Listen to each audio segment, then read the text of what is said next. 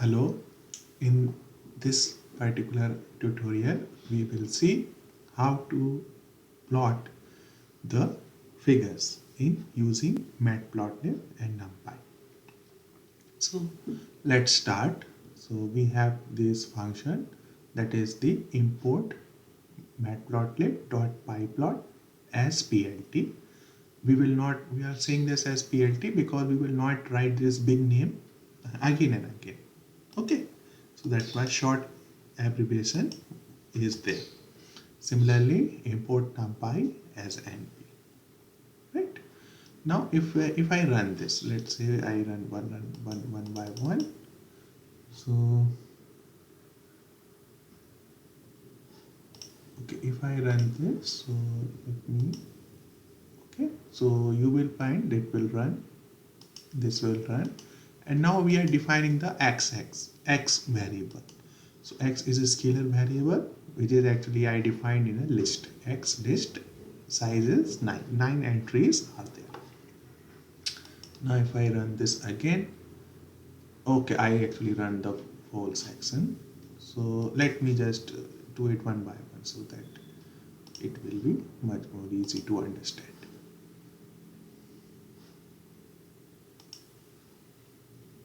Okay, so now let's start. We run this import. Then we have x variable.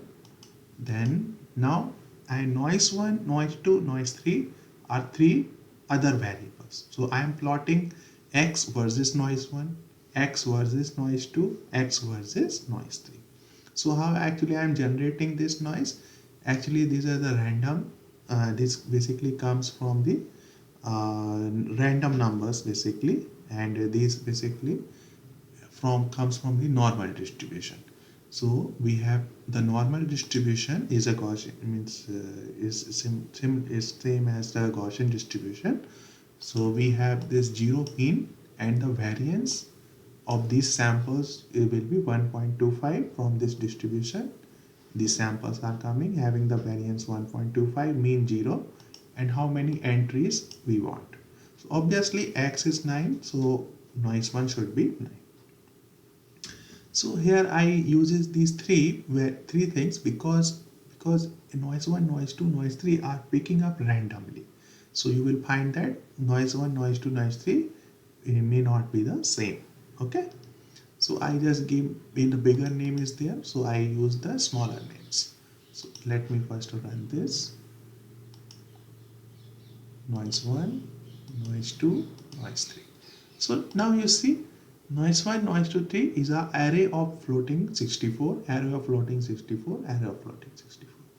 So if I see this type of numbers are there. Now if I plot this, so see this is this is your x basically.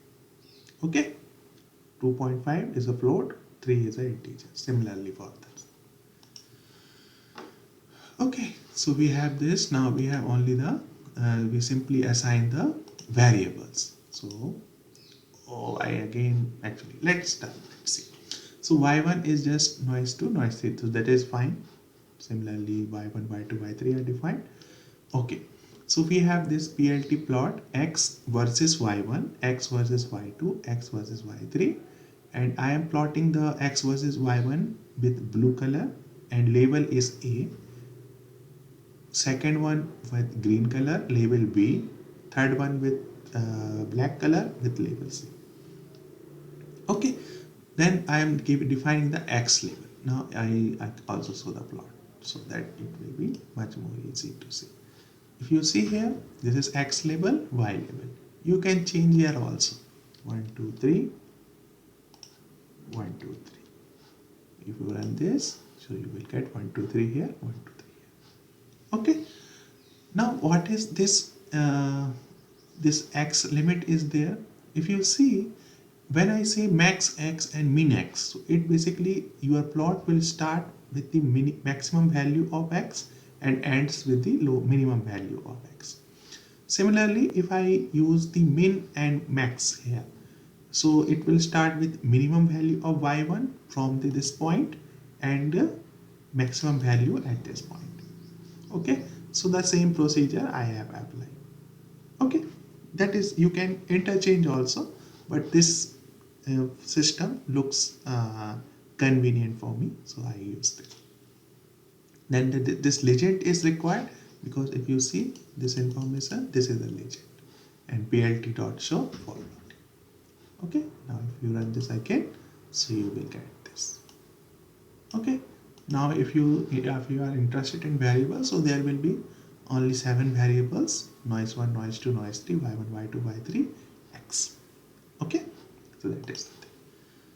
Now if I run this program, we have the another program. Let me start the kernel, restart the kernel. So here, instead of using the random numbers, I use this some fixed numbers. Okay, so let me start this.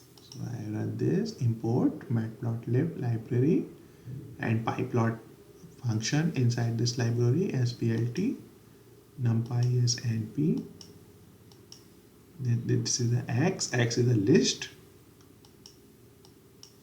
y1. So x contain, if you see again, x contain both integer and floating. Okay, y1, y2 and y3. So y1, y2, y3 are basically all contains only the integers. Okay, then if you go back, this is the plot. I think these plots are basically comes here. Okay, one by one. Now actually I run this separately, so this thing is there because in plot are means is effective when you run this program at once. Now if you run this, so you will get actually this. Okay, so we have this x label, y label, this thing, you can change this also. And similarly, these things max min you think you know, and here we have the plots of this. So this black is for y3 x, this green is for y2 x, and this blue is for y1 x. Okay, I hope this thing is useful to all of you. Thank you very much.